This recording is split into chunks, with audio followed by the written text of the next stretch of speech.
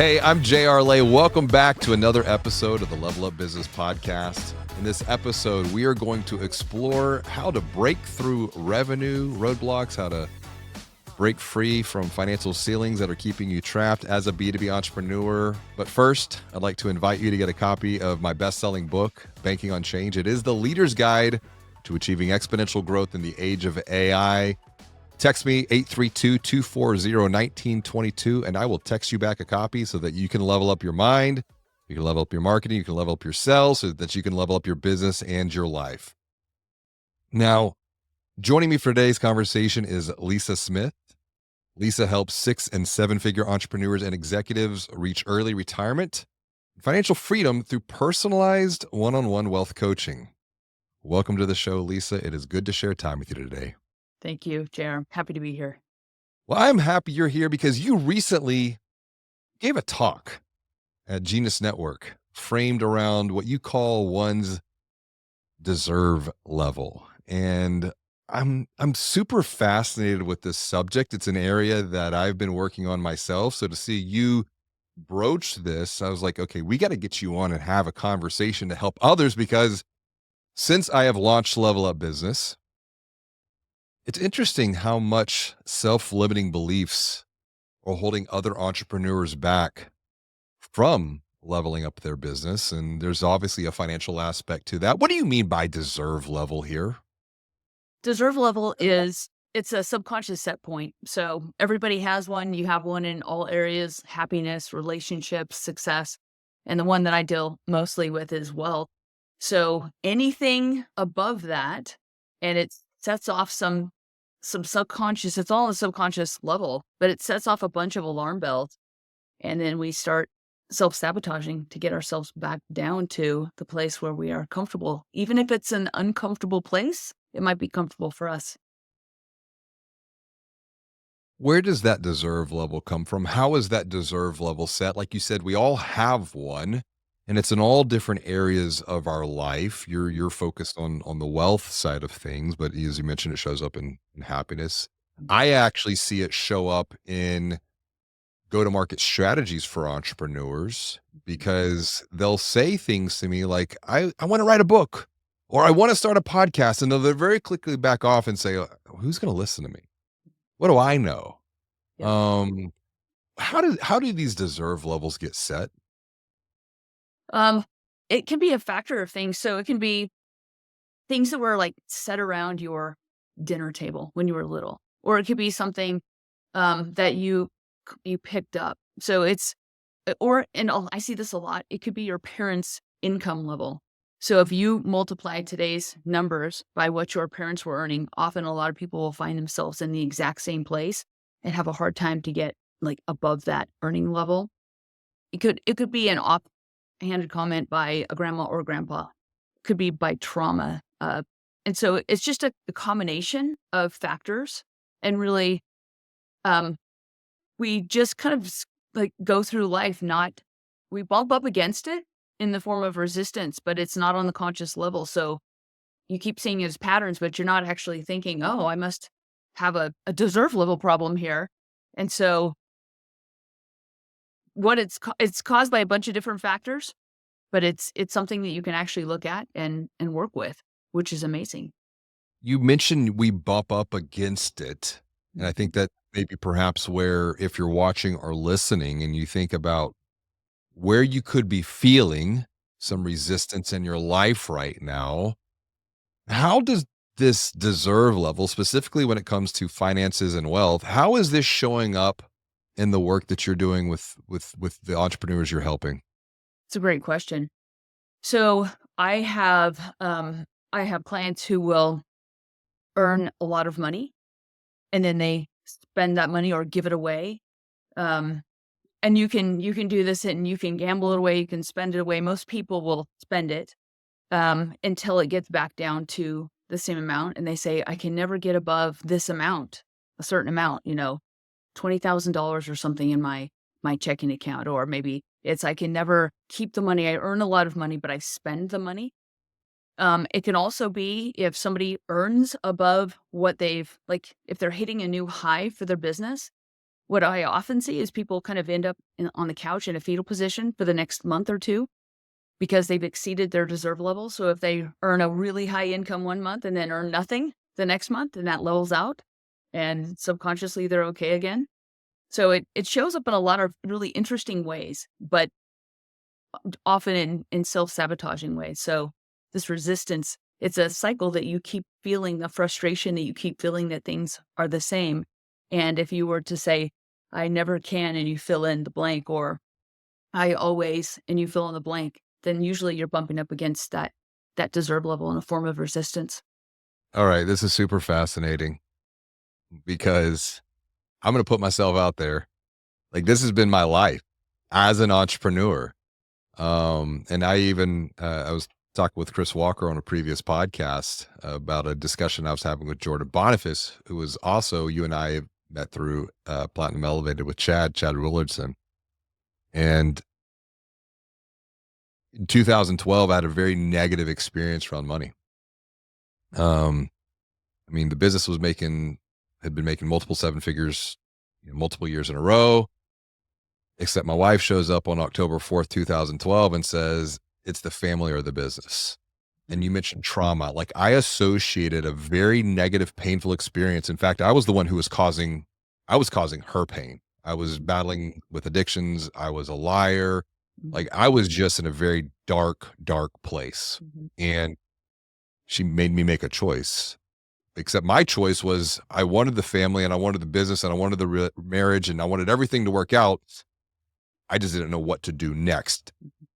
So I got some outside help and some perspective, and we went down a new path and we started to heal and work through a lot of things. I started to work through a lot of things, but I didn't realize up until literally probably 12 months ago how that negative experience emotionally impacted me at such a subconscious level that since that point, every time I'd start to bump up against seven figures again in the business,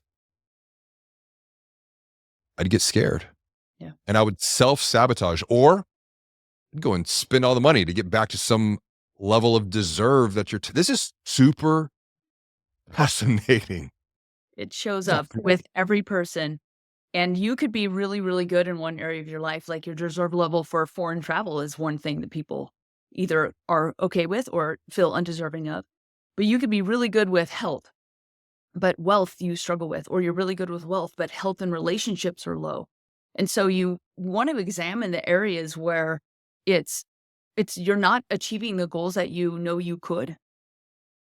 Mm, And so it's not about like, oh, I have to make as much money as possible. It's really about releasing yourself from subconscious, like limiting beliefs. I have clients who, when they were growing up in a small town, they had a little bit more money than some other families and were teased or bullied because they were considered the rich kids, even though they weren't, but they had a little bit more than other families. And so they do things like buy candy for the other kids. And now it's, I've had clients think subconsciously believe that they have to choose between making money and the love of their family. So, I've seen examples, a lot of examples where somebody gets a certain amount in their investment account and it hits, it's usually around $3 million. I don't know why. But $3 million is a trigger point for a lot of people. So the investments are doing really well. We've got them set up. Everything is just rocking and rolling. And they start saying, I don't need any more money. I'm not a selfish person.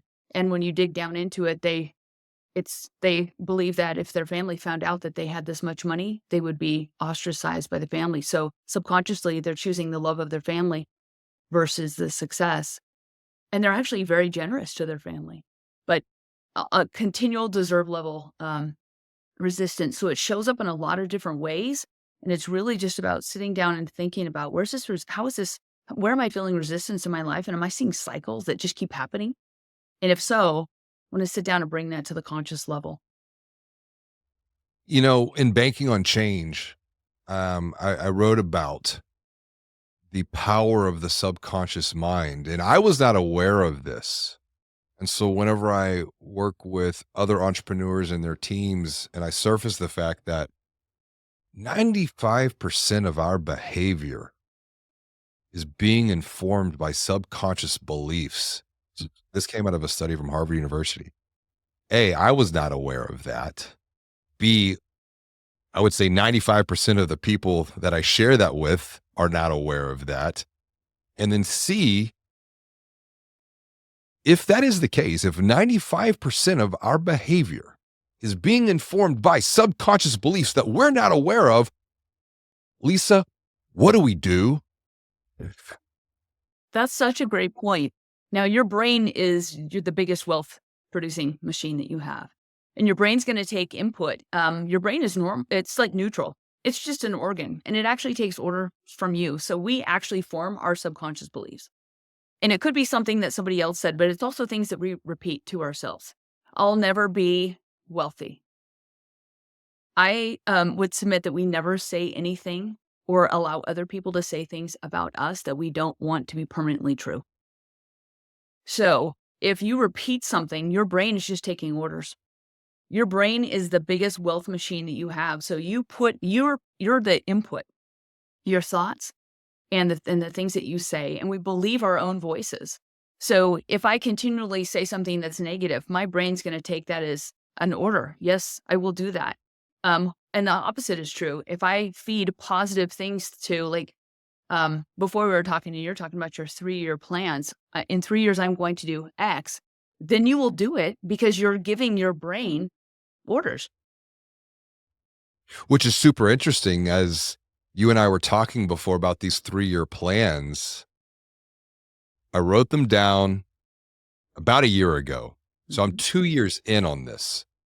They didn't exactly unfold how I had thought they would have unfolded. In fact, launching Level Up Business, I launched it about 4 years earlier, 4 to 5 years earlier than I had expected to launch it. I got fast-tracked on this. But I will tell you, you mentioned resistance here. If I think about the previous business that I had, the amount of resistance I was feeling, but not honoring, not acknowledging, not accepting it, but just dealing with it, pushing through it. Something that Chris Walker surfaced in his conversation with me, one of the beliefs that he had to work through himself was he felt like he had to suffer to achieve success. Mhm.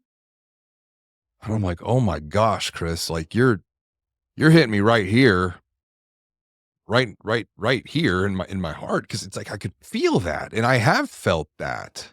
It's like I've felt like, well, this is just part of it. I gotta suffer, I gotta grind.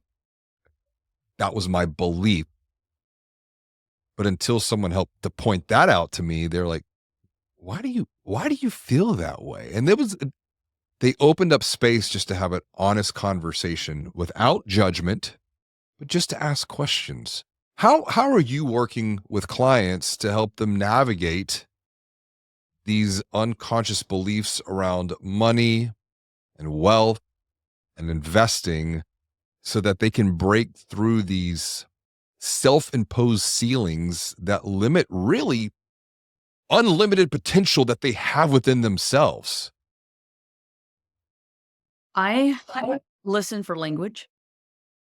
Language is really important, or how people talk about. Why? Why is language important? That's a super interesting perspective to pause on for just a bit. I hear when people talk about, and we're usually talking about wealth or other areas, but I listen for what are the words that you use around wealth? Is it positive or is it negative? Is it I can or I can't? Or is it I will? So we rephrase up until now. It's been, like this way. It's been up until now, it's been, money has been a struggle, but we want to change that conversation. So first of all, what's your language around money? What are you teaching your kids' subconscious minds about money? And that's huge because we're not only saying it to ourselves and creating this space within our own homes, but our children are listening. And people may say, oh, my parents never talked openly about money. Like they never taught me about money, but they talked about it. And it was either in we don't have enough, so you can't ask for things, or, money's really hard to get. We have to work really, really hard for money, or we have to hold on to money when we get it. And I actually think there's a natural flow. I believe that money is neutral. It's just a form of exchange. It can be bad or it can be good. Like it's neutral. It's like a shovel. I can either dig a garden with a shovel or I can hit someone over the head with a shovel. But money is actually neutral. It's Totally. just a form of exchange. We used to Right. use seashells. We used to use, I mean, we've decided that gold coins or paper dollars are what we're going to exchange. We've decided that as a society. So money in itself is actually neutral. And I believe that money is going to, if you're a good person, then money coming from you is there's gonna be good things that come from that. So when I work with clients, I first listen for language. It's really, really important. How do you talk to yourself about money? How do you talk about money? How do you feel about money? And then we go back to what's the root cause of this? So can we go back to, well, where did you get your money story? Is that from mom or dad? You can usually pinpoint somebody who was influential with your money story. And I've done an exercise where I've actually gone back. My money story is primarily from my father. So I've actually gone back and said, Dad, I want to get permission. First, I want to get permission from my dad. You can get permission from anyone. You don't have to actually talk to them. You can just visualize this. But really, the important thing is that you're going to give yourself permission. So I've actually said, Dad, are you okay if I earn $12 million a year? And his response now is, Lisa, I want you to earn as much money as you possibly can. You can start there, but you can also give yourself permission. So it's really going back to kind of untangling that money story. Why am I believing this? And once we bring it to the conscious level, it will start to unravel itself. It's about acknowledging maybe my words aren't positive about money. Maybe I think it's hard. Really have to work really hard to get money. Maybe I think I can't earn above a certain amount. So it's unraveling the money stories. And really, JR, I think that becoming wealthy is 80% how you think about it and mindset and 20% actual skill. And we talk about both, Mm. but we have to get the mindset right, because once people start getting wins with the mindset, then it becomes like a boulder rolling down the hill and it just gains momentum. Quick break from my conversation with Lisa, as I'd like to invite you to text me 832-240-1922. Text me and I will text you a copy of my best-selling book, Banking on Change. It is the entrepreneur's guide to achieving exponential growth in the age of AI. You see, inside Banking on Change, you're going to get dozens of practical strategic frameworks that you can start using, that you can apply today to level up your mind so that you can level up your marketing and sales. And as a result, level up your business and your life as a B2B entrepreneur. Now let's get back to the conversation with Lisa. It's interesting you talk about the parental aspect and then also the impact that as a parent with 4 kids, I would say I'm probably at least doing the best that I can with my own conscious awareness of facilitating a more positive relationship with money with my kids than the relationship that I had growing up. But as an adult and starting to go back, you mentioned talking to your father. I'm now talking to my mother because I feel like that's been the narrative track. But uncovering the relationship and poverty that she came from, Mhm. and perhaps, and I love her dearly, but perhaps also how that poverty created a poverty of mind. Mhm. Um, Even to the point to when, she was telling me as a little girl, they had moved from Texas to Florida to South Carolina and then back to Texas by the time that she was like 6 or 7 years old. They were living in or her grandmother's house. They didn't have enough bedrooms, so her and her sister slept on the front porch. Mhm. They put a plastic sheet up, and of course, as a 6, 7-year old, that's going to create complexities. And I get it, and it's like super empathetic to that. And where did all that come from? And like the impact that the Great Depression had on that side of the family. And as a kid, I'm like, why did my grandparents have all this junk in their house? And I'm more of a minimalist. My wife and I were trying to, if we don't need it, we gift it or we give it away. It's If we don't take time to explore that, it's like, how do you know where you're going if you don't even know where you've been? Is that a fair It perspective? is. And I think my grandparents actually were children in the Great Depression. And so that was very impactful. Um, And right now, I mean, even in our current events, the market has been going down for 2 weeks, and it's how you think about that. Um, so Mhm.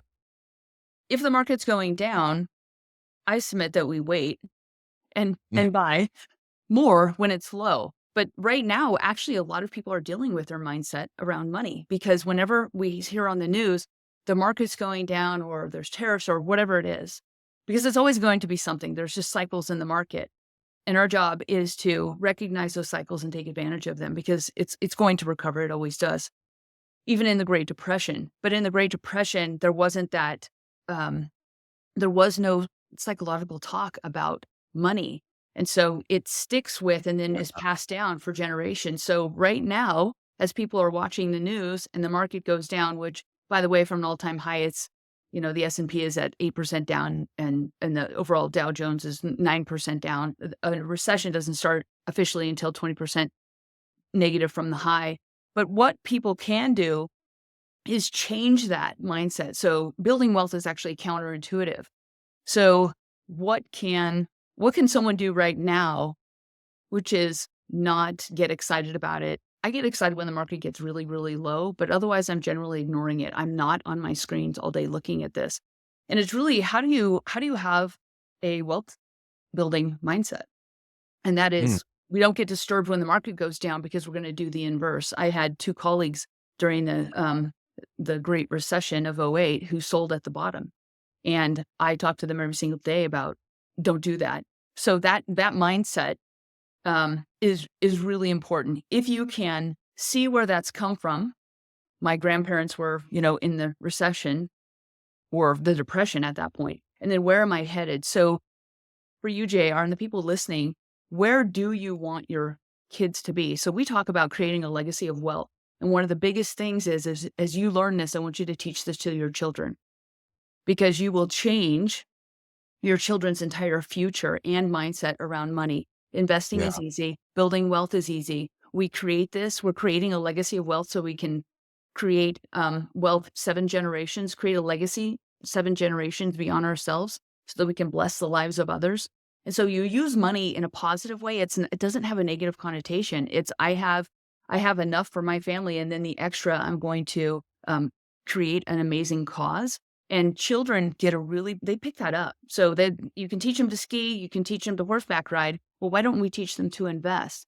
And the most that I see is people know how to save, but they don't know how to invest or create wealth. So it's really where is this coming from in my family legacy? But what's the legacy I want to pass on to my children? And what's the gift that I want to give them that they don't wake up stressed every morning about money? They're like, yeah, money just compounds naturally over time. It's so fun.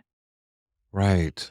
And that's a belief. And see, that wasn't the belief that I had growing up. I never saw that behavior being modeled.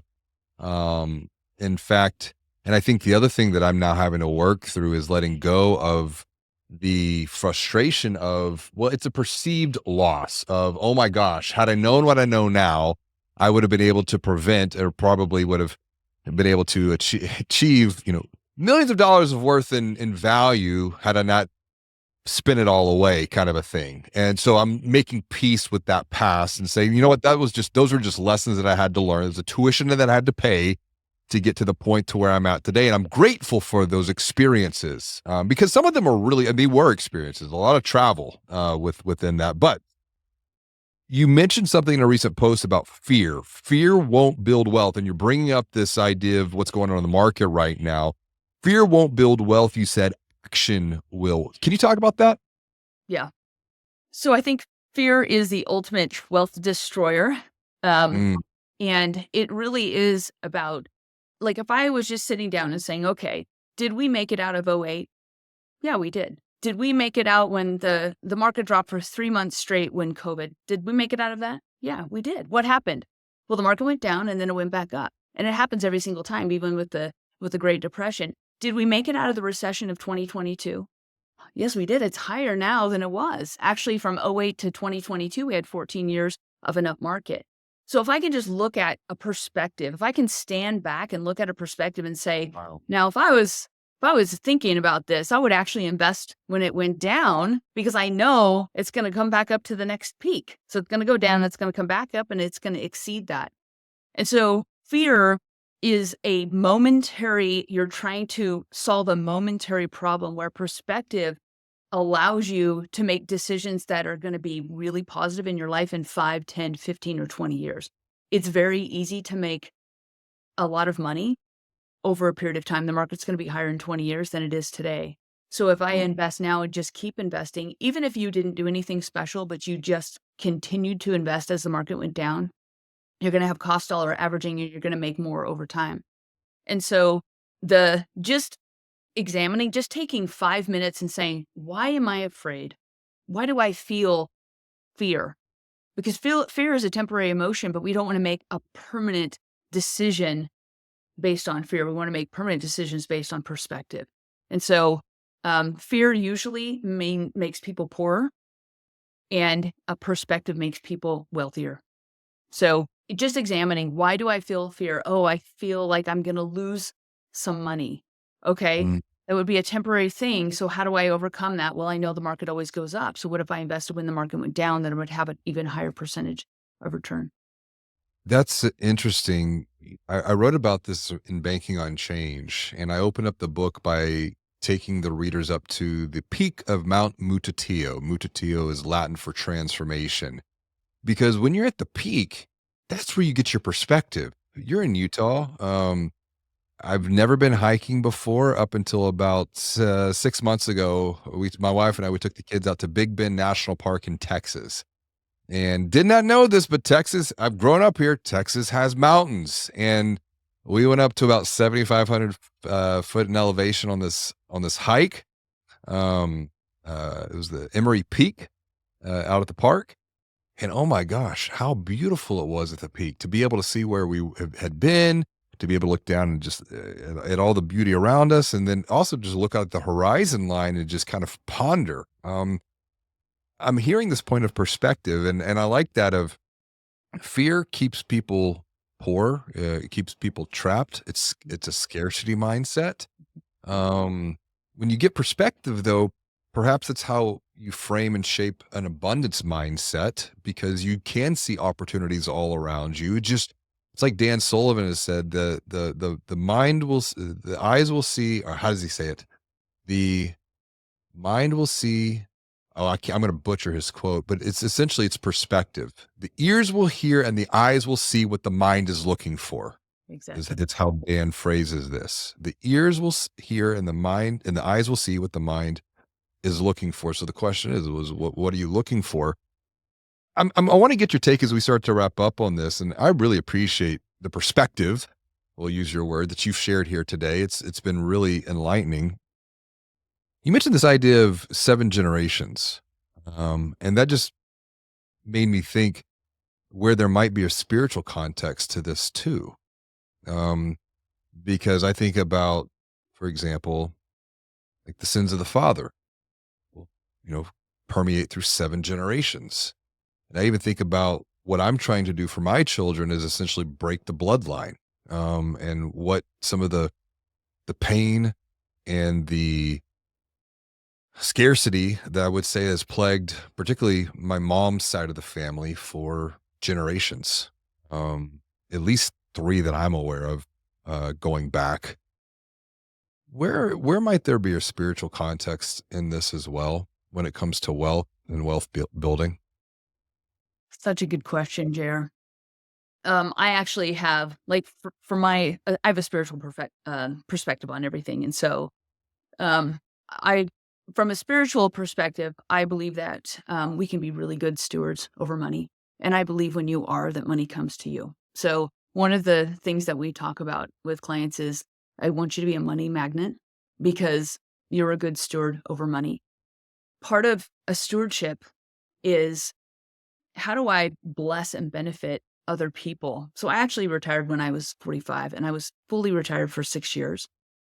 But I actually felt a spiritual calling to say, you need to teach other people how to do this. You need to teach other people how to retire early, how to figure out investing. And for me, it's a much bigger thing. Why did you come to this earth?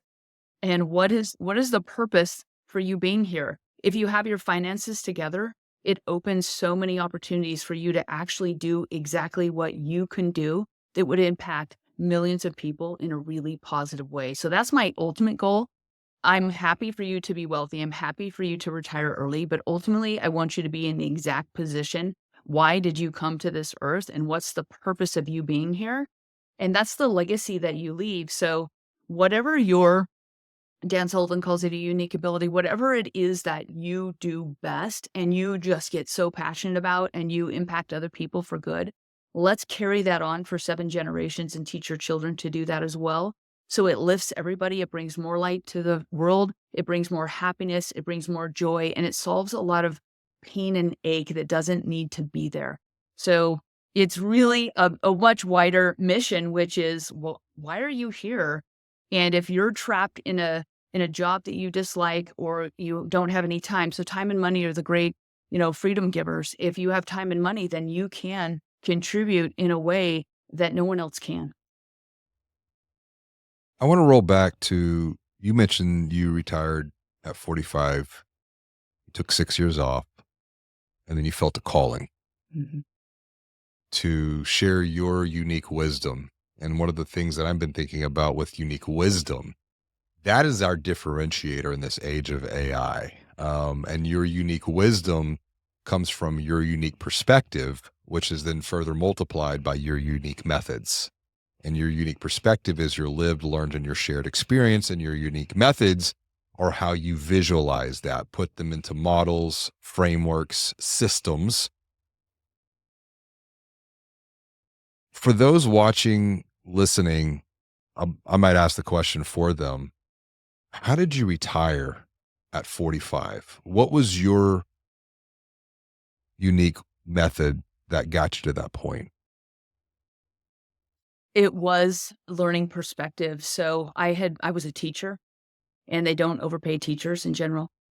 And so I had to get creative, and I believe you're only limited by your own creativity. And I had been teaching 3 years when I met someone who was a financial mentor to me.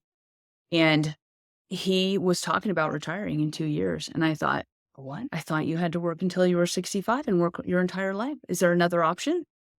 And he's like, I'm retiring at 42. I help my wife co-parent. I get ready, I get the kids up, I get them ready. She goes jogging into the gym, and then I take them to school.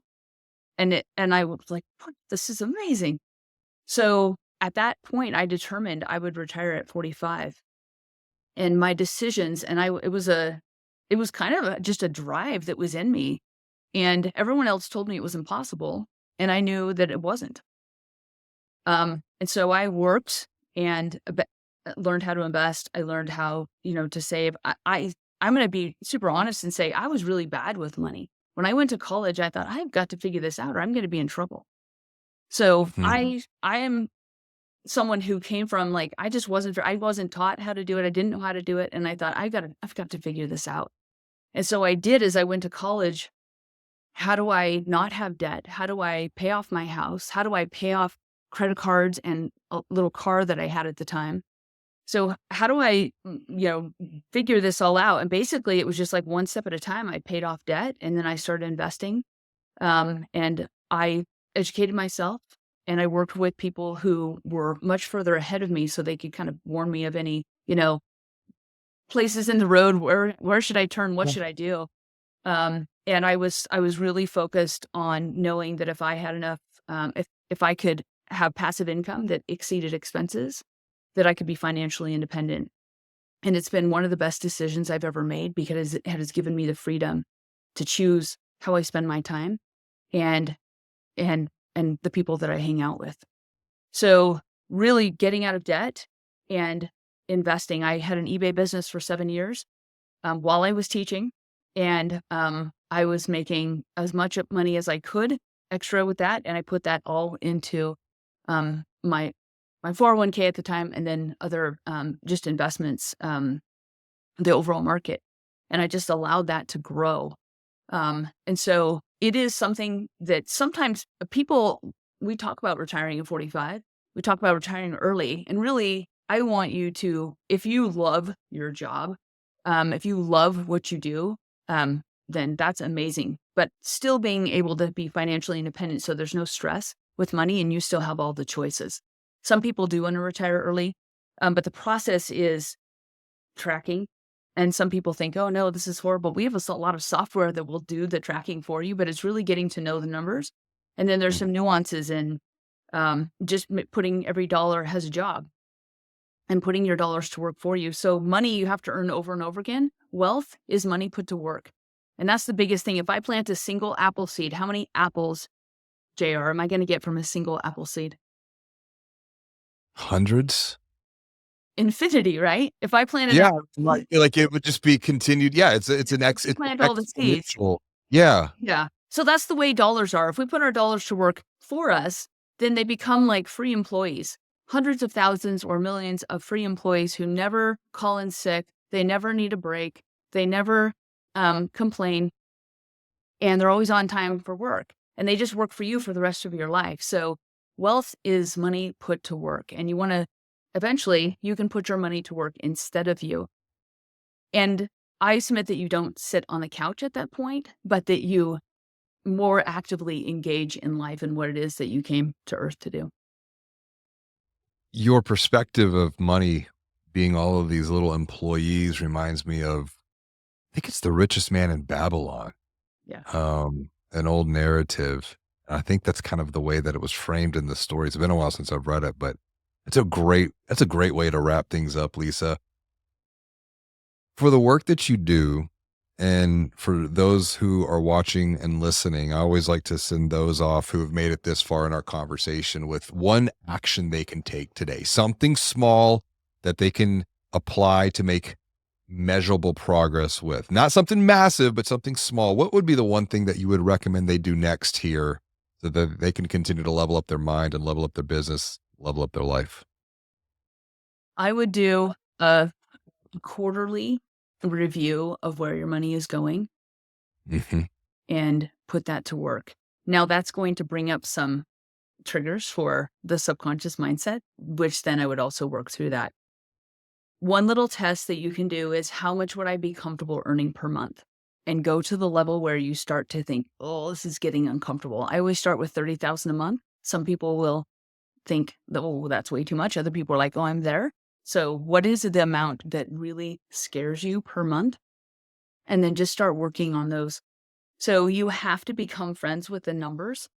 And you don't have to track every single penny, but it's really helpful for you to know where your money is going, because the most important thing you can do is empower yourself when it comes to your finances. We outsource all of this and we want to insource because we care more about our money than other people. And if you outsource it, you have a feeling of, I don't really know what's going on here. So the most important thing you can do is empower yourself. And the first step is just take a look at your numbers, even if that's scary.